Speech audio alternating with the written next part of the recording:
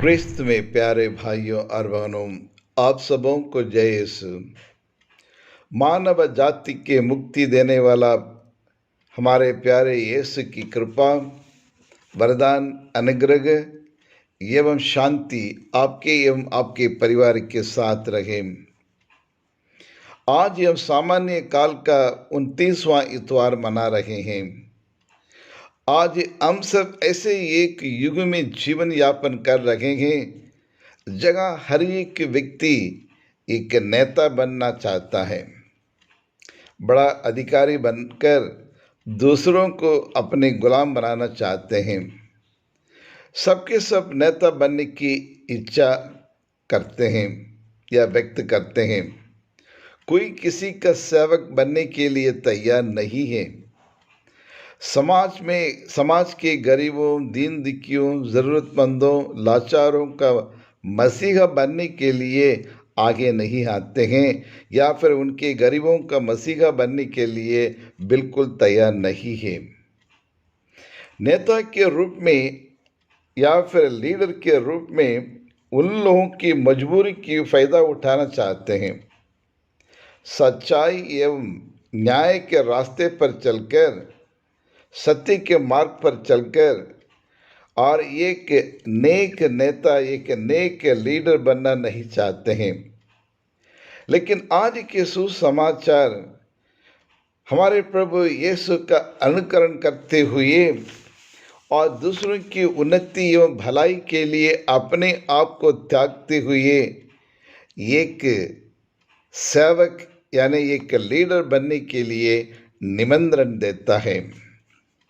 प्रिय विश्वासियों, एक बार अमेरिका में यूएसए में एक शहर में सरकार की गाड़ी एक ट्रक से कुछ सामग्री उतार रहे थे, अनलोडिंग कर रहे थे। उनमें से 5 लोग थे जो और गाड़ी से सामान उतार रहे थे और उनके नेतृत्व करने वाले एक गवर्नमेंट ऑफिसर भुनभुना रहा था और वो क्या कर रहा था, सरकार एक और एम्प्लॉय को देना चाहिए 5 लोगों से और ये पूरे सामान उसका अनलोड करना बड़ी दिक्कत हो रही है, इसलिए सरकार को चाहिए था एक और एम्प्लॉय को देने के लिए। एक व्यक्ति कम पड़ गया है कमियों के निकालने के लिए और इस तरह से कुछ ना कुछ कमियां निकल रहा था।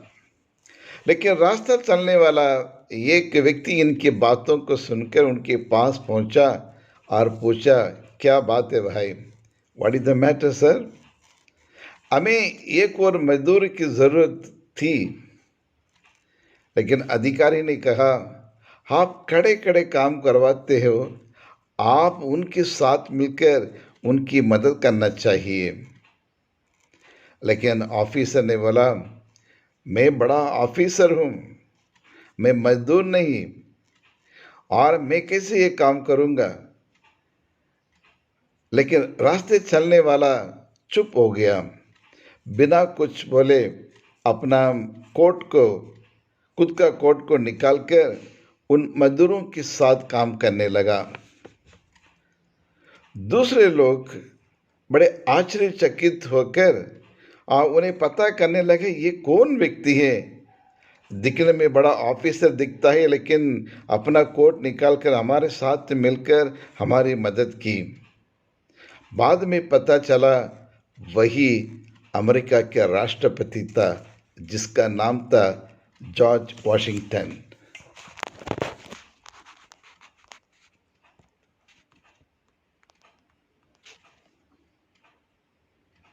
प्रिय विश्वासियों, हम सोच भी नहीं सकते हैं, विश्वास भी नहीं कर पाते हैं कि एक राष्ट्रपति होने के नाते, एक शक्तिशाली एक देश का राष्ट्रपति होने के बावजूद वह और अपने कोट को उतार कर उन मजदूरों के साथ और ट्रक से ये सामग्री की अनलोडिंग कर रहे थे। कितना विनम्र नम्र स्वभाव के और नेता है वो, राष्ट्रपति है, साधारण मामूली नेता नहीं है। आज के सुसमाचार में प्रभु यीशु कौन सच्चा और ईमानदार नेता या लीडर बन सकते हैं करके बताते हैं। जी हाँ, क्रिस्त में प्यारे भाइयों और बहनों, और आज के सुसमाज से यदि ये देखा जाए तो दो प्रकार के लीडर्स के बारे में बताया जा रहा है। There are two types of leaders. एक एडमिनिस्ट्रेटर, प्रशासक। ये ऐसे लोग हैं जो हमेशा कामकाज के बारे में ही सोचते रहते हैं, हमेशा, और दूसरों से काम करवाते रहते हैं, दूसरों को हुक्म देते हैं, दूसरों को आदेश देते हैं, और लेकिन और मजदूरों की और उनकी भावनाओं को एवं इंसानियत के बारे में बिल्कुल नहीं सोचते हैं और सोचना भी नहीं चाहते हैं। सिर्फ काम काम काम, हमेशा काम उनसे निकालते रहते हैं। लेकिन दूसरे प्रकार के लीडर्स है शेपर्डिंग लीडर्स, यानी चरवाही नेता। ये वो लोग हैं जो हमेशा इंसानियत को प्राथमिकता देते हैं, मनुष्य की ज़रूरतों पर नज़र रखते हैं, उत्पादन के बारे में नहीं बल्कि मजदूरों की भावनाओं को अधिक इम्पोर्टेंस देते हैं, प्राथमिकता देते हैं और उनके मान सम्मान करते हैं। आज के सुसमाचार में यीशु अपने शिष्यों को एक अच्छा पाठ पढ़ाते हैं। पावर, पोस्ट, पोजीशन के लिए नहीं मरना चाहिए और पावर, पोस्ट, पोजीशन के लिए लालच में नहीं करना चाहिए और दूसरों को गुलाम नहीं बनाना चाहिए। वो दूसरों पर हुक्म नहीं चलाना बल्कि उनकी सेवा करो, उनके मान सम्मान दो। एक दास का एक सेवक बनकर उनकी सेवा करने के लिए ये पाठ पढ़ाते हैं। जी हाँ, क्रिस्त में प्यारे भाई और बहनों, योहन सुसमाचार अध्याय 13 पद संख्या 1 से 16 में हम देखते हैं, प्रेरितों के पांव धोकर और उनको एक अच्छा शिक्षा दी है। सेवक बनने के लिए मुझे क्या करना पड़ेगा करके एक व्यक्ति ने प्रभु यीशु के पास आकर पूछा था। शायद आपको याद होंगे,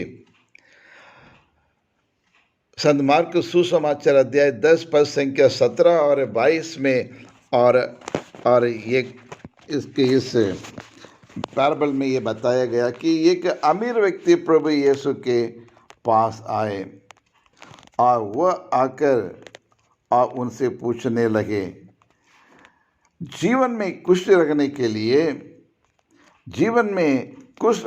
लिए हमें क्या करना चाहिए। और वह अमीर व्यक्ति प्रभु के पास आकर पूछा, जीवन में खुशी पाने के लिए, जीवन में शांति पाने के लिए और आनंद जीवन प्राप्त करने के लिए मुझे क्या क्या करना चाहिए करके प्रभु के पास आकर उन्हें पूछा।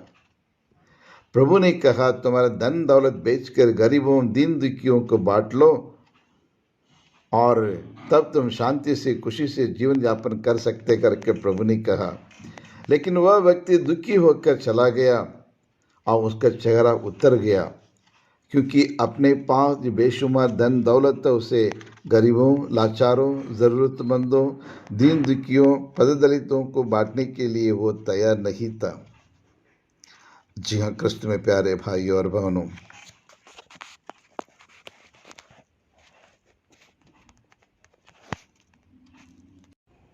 क्रिस्त में प्यारे भाई और बहनों, योहन सुसमाचार अध्याय 6 पद संख्या 28, उसमें हम देखते हैं, प्रभु यीशु ने 5000 लोगों को भोजन खिलाया। उसके बाद उनसे पूछा, अब हमें क्या करना चाहिए। यीशु ने उत्तर दिया, ईश्वर की इच्छा यह है और उसने जिसे भेजा है उसमें विश्वास करो।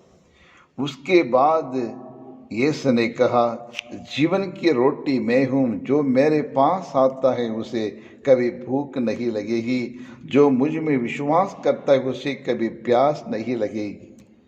लेकिन ये सुनकर कई लोग और प्रभु को छोड़कर चले गए। प्रिय विश्वासियों, अब आपकी हर हमारी बारी है। आप क्या बनना चाहते हैं?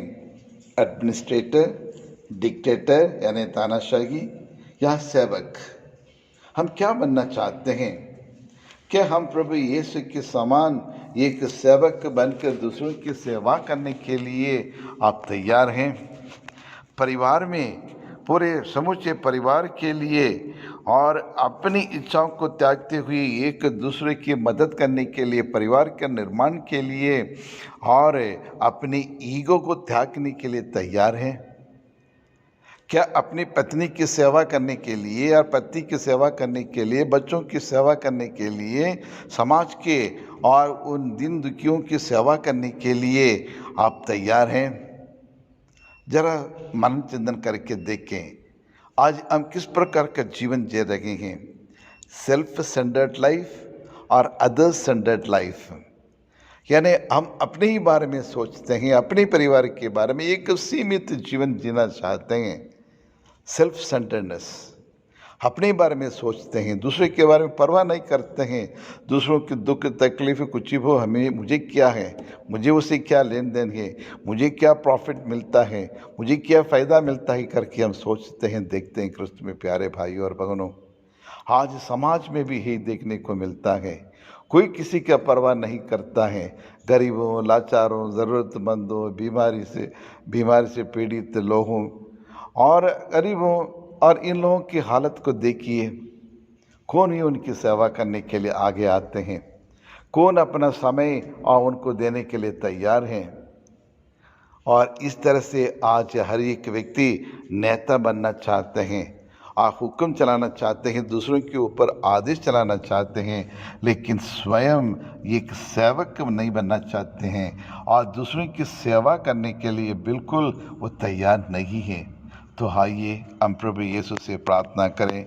हे पिता परमेश्वर, हम आपको धन्यवाद देते हैं प्रभु, तू ही हमारा ईश्वर है, तू ही सर्वशक्तिमान शाश्वत परमेश्वर है और शांति दाता है। शांति का पैगाम बन के संसार में, सारी दुनिया में शांति फैलाने के लिए आए, लेकिन आज इंसान स्वार्थ बनकर अपने बारे में सोचते हैं और दूसरों के मानव जाति की उन्नति के लिए, उनके कल्याण के लिए कोई काम करने वाले गिने चुने लोग मात्र हैं। प्रभु, आज इस युग में आपने हमारे लिए सब कुछ दिया, धन दौलत, नाम, प्रसिद्धि, प्रतिष्ठा और पढ़ाई, सब कुछ आपने दिया है। हमें किसी चीज़ की कमी नहीं रखा, लेकिन उसके बावजूद भी हम सेल्फिश हो गए हैं। प्रभु, हम दूसरों के बारे में चिंता नहीं करना चाहते हैं। अपना मैं और मेरा परिवार इसी में सीमित हो जाते हैं, इसी में हम खुश हो जाते हैं। हे परमेश्वर, हमें और उदार मन दे प्रभु, और हमें आशीष प्रदान करे ताकि हम हमेशा अपने बारे में नहीं बल्कि मेरे भाई बहनों के बारे में, मेरे पड़ोसी के बारे में, उनकी उन्नति के लिए, उनके कल्याण के लिए हम अपनी इच्छाओं को त्यागते हुए उनकी सेवा कर सकें। इस प्रकार हम आपसी में और एक दूसरे के प्रेम कर सकते हैं। हे प्रभु, आप अपनी आशीष बरसाएं ताकि हम लोग पूरे भारत के देश के इतने भी लोग हैं सब आपस में जो मन मुटाव को दूर करते हुए और मतभेद को दूर करते हुए और यही पिता परमेश्वर के संतान के रूप में हम जीवन यापन कर सकें। मिल बांटकर हम अपनी खुशी को एक दूसरे को मिल बांटकर, एक दूसरे को दुख तकलीफ़ों को मिल बांटकर उसको हल कर सकें, ताकि हम आपकी नज़र में हम सच्चे इंसान बन सकते हैं।